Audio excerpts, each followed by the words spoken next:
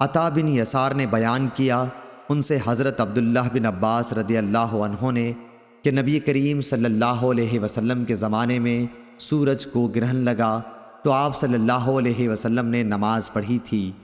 آپ صلی اللہ علیہ وسلم نے اتنا لمبا قیام کیا کہ اتنی دیر میں سورہ بقرہ پڑھی جا سکتی تھی۔ پھر آپ صلی اللہ علیہ وسلم نے رکوع لمبا کیا اور اس کے بعد کھڑے ہوئے تو اب کی مرتبہ بھی قیام بہت لمبا تھا لیکن پہلے سے کچھ کم۔ پھر ایک دوسرا لمبا رکوع کیا جو پہلے رکوع سے کچھ کم تھا۔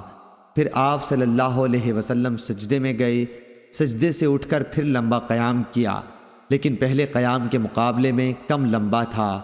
پھر ایک لمبا رکوع کیا، یہ رکوع بھی پہلے رکوع کے مقابلے میں کم تھا۔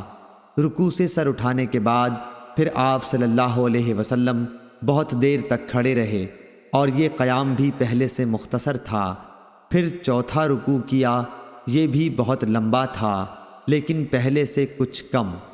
پھر آپ صلی اللہ علیہ وسلم نے سجدہ کیا اور نماز سے فارغ ہوئے تو سورج صاف ہو چکا تھا۔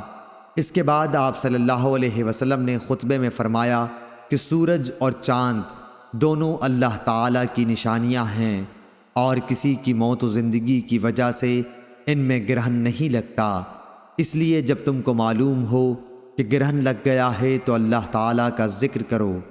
صحابہ رضی اللہ عنہم نے عرض کیا، یا رسول اللہ صلی اللہ علیہ وسلم، ہم نے دیکھا کہ نماز میں اپنی جگہ سے آپ آگے بڑھے اور پھر اس کے بعد پیچھے ہٹ گئے۔ آپ نے فرمایا کہ میں نے جنت دیکھی اور اس کا ایک خوشہ توڑنا چاہا تھا، اگر میں اسے توڑ سکتا تو تم اسے رہتی دنیا تک کھاتے، اور مجھے جہنم بھی دکھائی گئی، میں نے اس سے زیادہ بھیانک اور خوفناک منظر کبھی نہیں دیکھا، میں نے دیکھا اس میں عورتیں زیادہ ہیں۔ کسی نے پوچھا، یا رسول اللہ صلی اللہ علیہ وسلم، اس کی کیا وجہ ہے؟ آپ نے فرمایا کہ اپنے کفر انکار کی وجہ سے۔ پوچھا گیا، کیا اللہ تعالیٰ کا کفر انکار کرتی ہیں؟ آپ صلی اللہ علیہ وسلم نے فرمایا کہ شوہر اور احسان کا کفر کرتی ہیں۔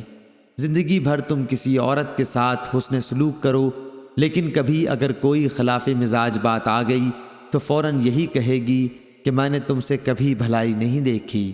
صحیح بخاری، حدیث نمبر 1052۔